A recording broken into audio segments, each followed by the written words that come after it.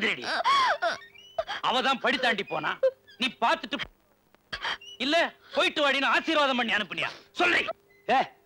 அதே பொம்பளை போட்டு இருந்தாடி அடிச்சிருக்க.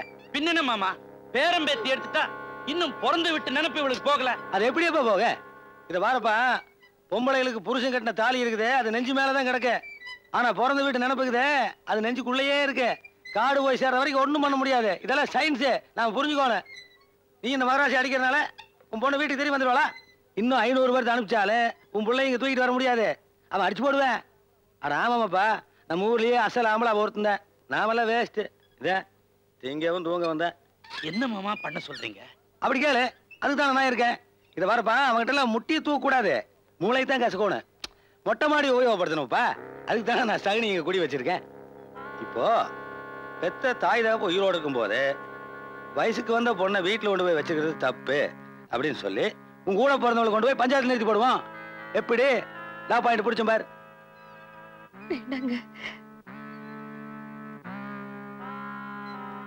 இது பாருப்பா, ஒன்னா நீ தர்மர் வேஷம் போடணும், இல்லைன்னா துரியோதன வேஷம் போடணும். 2 வேஷத்தை எப்படி ஒருத்தனை கட்ட முடியும்?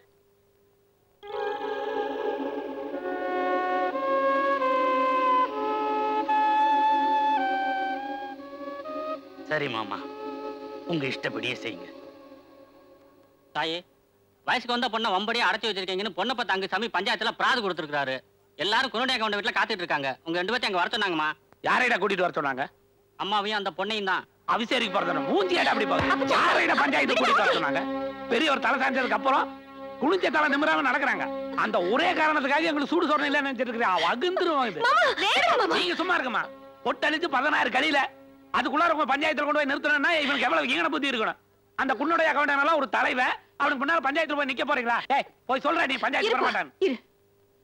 என்ன மாமா பண்றது? உருட்டி வைக்கிற வரைக்கும் தான் சாணம்.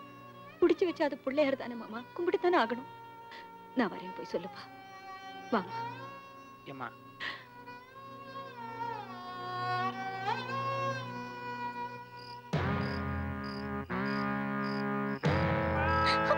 அத்தை வேணாம் அத்தை. அத்தை அத்தை வேணாம் அத்தை. இங்கே நின்னா இப்படி போய் தலைவர் முன்னால நில்லுங்க.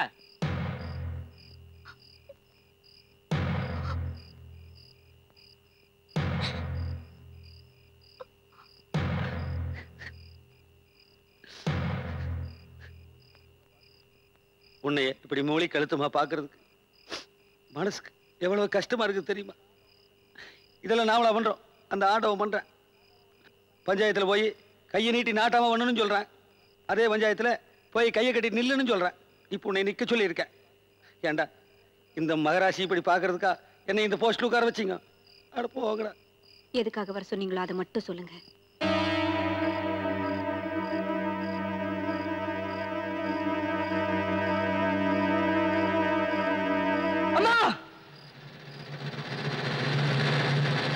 இந்த கழுதையை வீட்டுக்குள்ள சேர்க்காதீங்க அப்பவே சொன்னேனே, கேட்டீங்களா? நான் உயிரோட இருக்கும்போது உங்களுக்கு இப்படி ஒரு அவமான தேவைதானா? இந்த ஊர்ல உங்க நிக்க வச்சு கேள்வி கேட்கறதுக்கு எவ்வளவு யோகியதை இருக்கு? தம்பி எங்கிட்ட வச்சுக்காத. டேய், யோகியதை உள்ளவன் தான் நாற்காலியில் உட்காரணும்னா நம்ம நாட்டுல பாதிக்கு மேல நாற்காலி காலியா தாண்டா கிடக்கேன். அப்புறம் உட்கார்றதுக்கு ஆள் இல்லாம எல்லா நாற்காலியும் போட்டு அடுப்பறிக்கணும். பேசுற டே, உங்க ஒப்ப உட்கார்ந்த நாற்காலி தாண்டா. அதுக்காக காலகாலத்துக்கு உங்க குடும்பத்திலே உட்காந்துருப்பீங்களா? அடுத்த உட்கார வேணாமா? ஏன்னா வயசு பிள்ளை தள்ளி கொண்டு வந்து வீட்டுல வச்சுட்டு கேட்டா நீ ரப்பு பேசிட்டுக்கிற. புடிச்சு காட்டுக்கிட அவனை. வயசுக்கு மரியாதை கூட போஸ்ட் மரியாதை கூட தள்ளி விட்டாடா.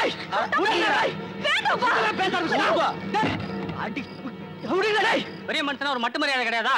நீ அவளை ரோசமுள்ள ஆம்பளை இருந்தாக்கா அத்தை பொண்ணு மேல ஆசைப்பட்டிய அவ கழுத்துல ஒரு தாலி கட்டிருக்கலாம்ல. வயசு பிள்ளைய கொண்டு போய் வீட்டுல வச்சிருக்கிய, நாளைக்கு வாயில வயித்துல ஏதாவது ஆகி போச்சுன்னா ஊருக்குள்ள அசிங்கமாயி போகும்ல. அநியாயமா பழி சொல்லாதீங்க. என்னை யாரும் கடத்திட்டு போல, நானா பிரியப்பட்டுதான் போனேன். என் உயிரே போனாலும் சரி, நான் என் மாமனை தான் கட்டிக்குவேன். எவ்வளவு ஒருத்தி மனசுல சுமந்துட்டு இருக்கிற ஆசையோட என்ன பெத்தவன் நெஞ்சில சுமந்துட்டு இருக்கிற வேதனை தாண்டா எனக்கு பெருசு.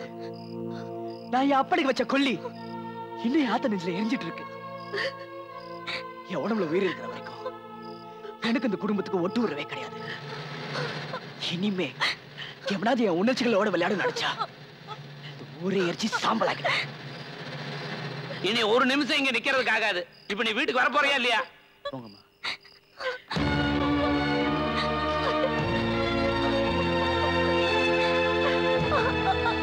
மாமா மாமா என்ன விட்டு போயிடாதீங்க மாமா. அத்தை என்ன விட்டுட்டு போயிடாதீங்க அத்தை.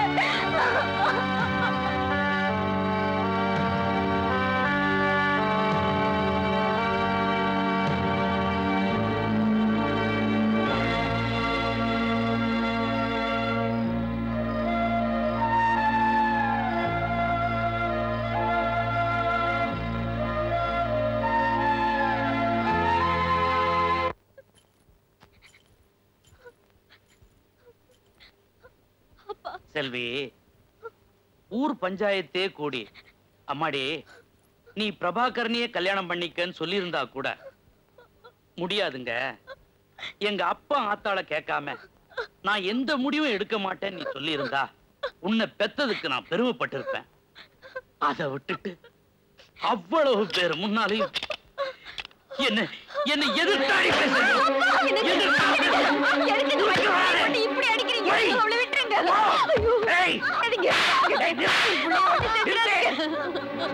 நான் அப்பவே நினைச்சேன்டா. பொண்ண பஞ்சாயத்துல கொண்டு வந்து நிறுத்தின நீயே நரி மாதிரி பொண்ணை வீட்டுக்கு கூட்டிட்டு வரும்போதே நினைச்சேன் இங்க வந்த உடனே உன் கொலகார பத்திய காட்டுவேன்னு. என் கௌரவத்தையே காலில் போட்டு மிதிச்சுட்டா. அடிக்காம என்ன பண்ண சொல்ற? தோளுக்கு மேல வளர்ந்த ஆம்பளை பையனவே கை நீட்டி அடிக்கிறது தப்புன்னு நினைக்கிற சாதி சனத்துல பிறந்துட்டு வயசுக்கு வந்த பிள்ளைய கை நீட்டி அடிக்கிறான். இதுல குலகௌரவத்தை பத்தி பேசுறான். என்ன கையா? டேய் டேய் நான் கூப்பிட்டாங்க சாமி. ஆமாண்டா உன்னத்தான் ஆக்கி போட்டு சாப்பிட்ட எச்சி தட்ட கழுவி கமுத்துற கம்மி நாட்டினி எனக்கு பஞ்சாயத்து பண்ண வந்துட்டியா? டேய் எனக்குன்னு ஒரு பொண்ணு உள்ள ஆகி போச்சுன்னா பொங்கி போறதுக்கு இடைஞ்சலா இருக்குமேனு காலம் பூரா கல்யாணமே பண்ணிக்காம இருந்துட்டான. நீ என்னடானா 2 குடும்பத்துக்கு ஆக்கி போட்ட பாவத்துக்காக என்ன போய் கம்மனாட்டின்ட்ட. பரவாயில்ல விடுறா. ஒரு இடத்துல வேலை செஞ்சேன்னு வச்சுக்க, ரொம்ப நாளைக்கு வெளியே அனுப்பும்போது வெறுங்கையோட அனுப்புவாங்க, பணம் கொடுத்து அனுப்புவாங்க. ஆனா நீ பட்டம் கொடுத்து அனுப்புற. எப்படி அது? கழுவி ஊத்துற கம்மனாட்டின்னு திருவாத்தாண்டா நீ. இந்த நாய் இங்க கிடக்குறான்டா. இத பாரு, நொண்டியோ முடமோ நான் பாக்குற மாப்பிள்ளைக்கு தான் நீ கழுத்தை நீட்டணும். நான் உங்க பொண்ணுப்பா. உங்க வீராப்பு எனக்கும் இருக்கு. தாலி கட்டிட்டு கண்டவன் கூட ஓடி போனாதான் அவன் மானம் கெட்டவன் அர்த்தம் இல்ல. மனசுல ஒருத்தனை நினைச்சிட்டு மத்தவனுக்கு கழுத்தை நீட்டினா அவள மானம் கெட்டவதான். என் உசுரே போனாலும் சரி, என் மச்சான தவிர வேற யாரை கட்டிக்க முடியாது.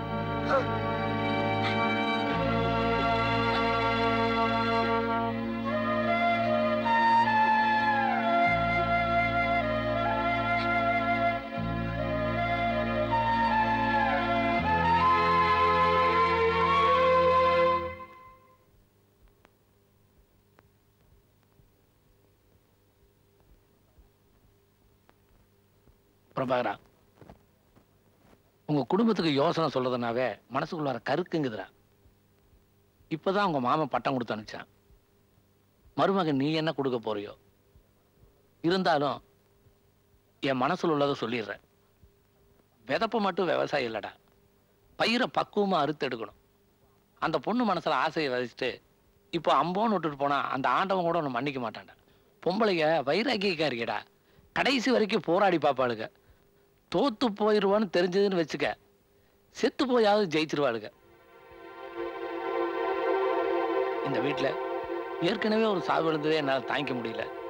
அந்த வீட்லயும் ஒரு சாவு விழுந்தா அதுக்கு நீதாண்டா பொறுப்பு.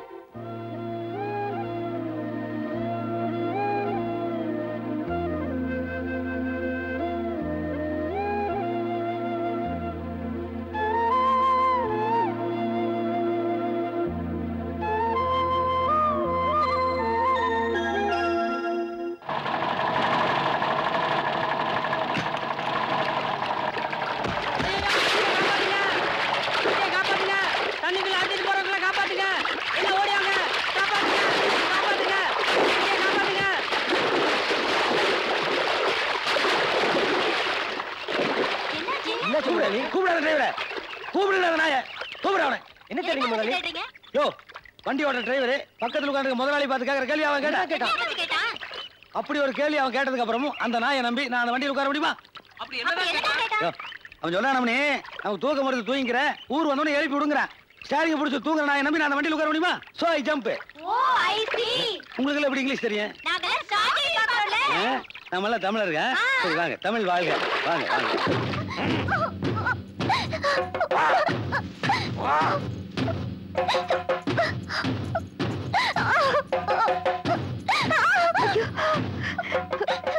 விருப்பம் இல்லாதவளை கட்டி கொடுக்கறத விட ஒரு துளி விஷம் கொடுங்க. 2 பேரும் குடிச்சிட்டு போய் சேர்ந்துடும்.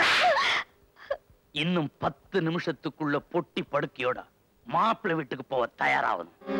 எந்த மலம் முழுங்கி வந்து கல்யாணத்தை தடுத்துறான் நான் பாக்குறேன். அதை விட்டுட்டு 2 பேரும் வரமாட்டேன் அழிச்சாட்டியம் பண்ணீங்க, சேர்த்து வச்சு விட்டுருவேன்.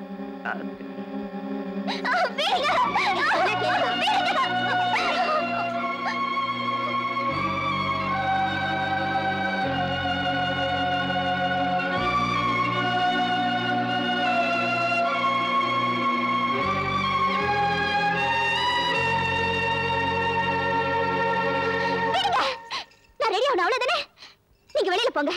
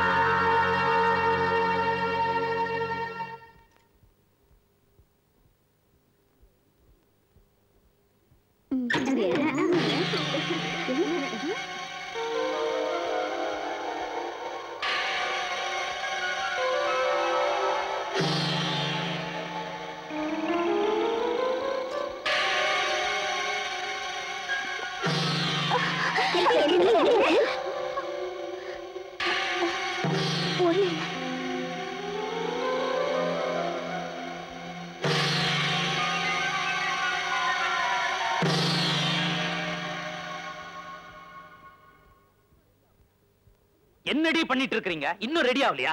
ஐயோ, செல்வி விஷம் குடிச்சிட்டா. மாமா செல்வி விஷத்தை குடிச்சிட்டா மாமா. யாரு? ஏன் பொண்ணா? நீ போய் வேலையை பாரு. என்னங்க நம்ம பொண்ணு விஷத்தை குடிச்சிட்டான்னு சொல்றாங்க. ஏய், அவ கல்யாணத்தை நிறுத்தறதுக்காக இதை நடிச்சிட்டு இருக்கா. போய் ரெடி பண்றீ.